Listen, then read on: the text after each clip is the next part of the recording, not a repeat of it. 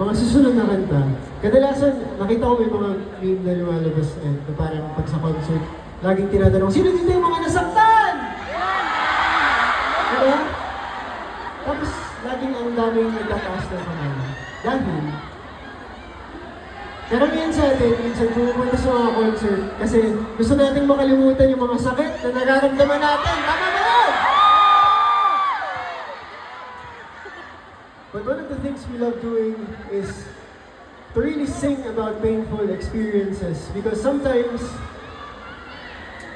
not all the time, matatakbuhan natin yung mga sakit na nararamdaman natin sa puso. Diba?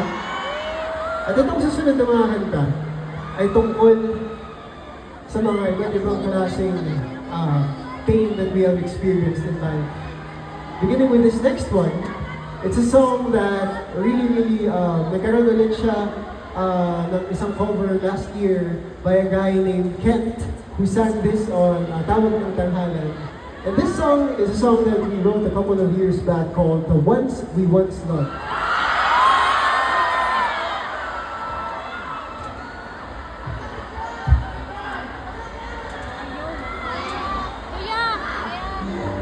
Saw you sitting, I saw the other day.